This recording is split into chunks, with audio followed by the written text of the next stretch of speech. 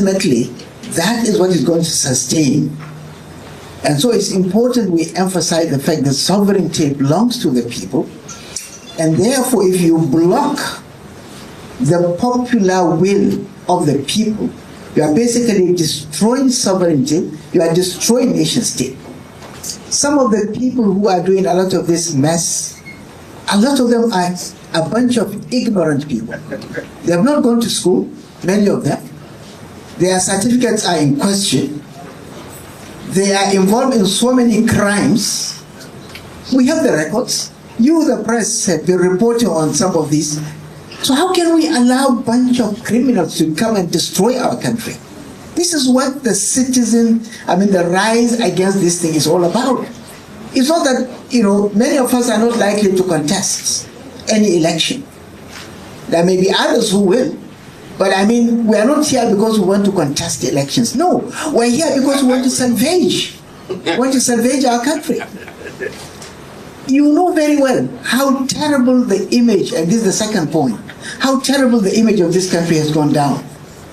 You have heard about prebendalism, I'm sure, isn't it? Yeah, prebendal politics. I just went to AI and tried to get some updates, and I was surprised.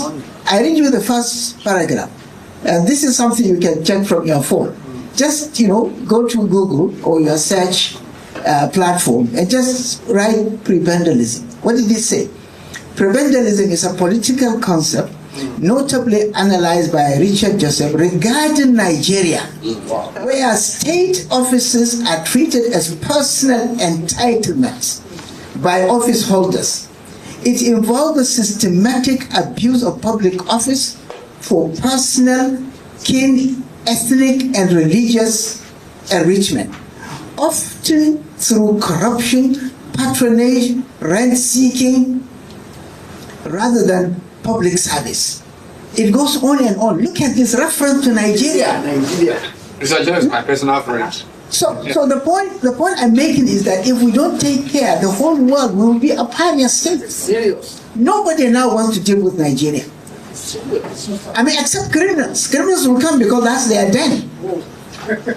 And they do work with criminals. Look at the big names and the big businesses. So that are making really the money in this, because it's an era of criminals. And we have got to do something about it. The real concern is that this country may not survive the manipulations of the criminals in politics. What happens if it doesn't? You have seen what happened to Somalia.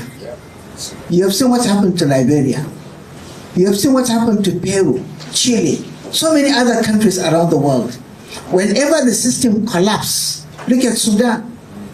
It will take another 30, 40, 50 years before it comes back to normal.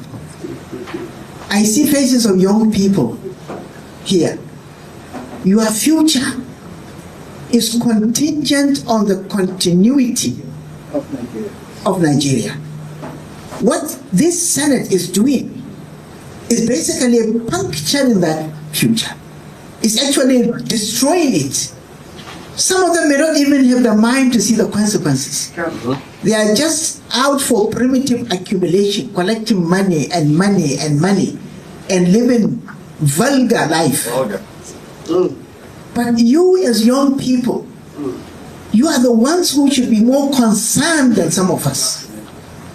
Because if this election of 2027 fails, we don't know what's going to happen to this country. And this is why we are concerned. So it's a very serious business.